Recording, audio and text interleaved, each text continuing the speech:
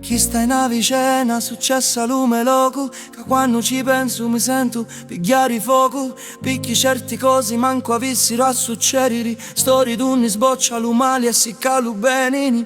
Stai parlando di una figlia di famiglia che suonava favole e poi sin da picciridda e curca tanta sostanza cu cori spinsirato si vittira avanti all'occhio nomo spiricolato.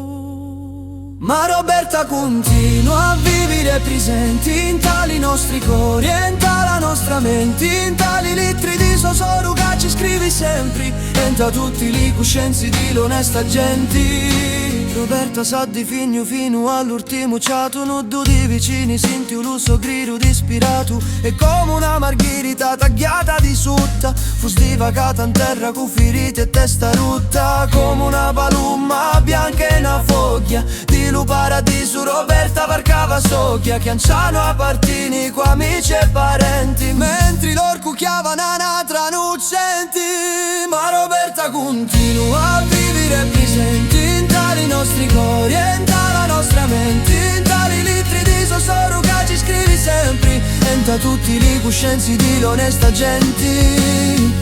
Pura idda quantao senza un freno, come una fresa che trattura in tuo terreno. Ma la picciutta da sa di fino e scappao, e tu l'urantu canuscio e poi lo denunciao. Dopo tanto mistero tra mari e monti, l'orco fu incastrato, da lì son pronti, e fuori stato processato e condannato, mettendo fino a sto mistero annicchiato. Ma Roberta continua a vivere presenti in tali nostri cori e in tala nostra mente, in tali litri di sosoro che ci scrivi sempre, entra tutti li coscienzi di l'onesta gente. Ma Roberta continua a vivere presenti in tali nostri cori e in tala nostra mente, in tali litri di sosoro che ci scrivi sempre, entra tutti li coscienzi di l'onesta gente.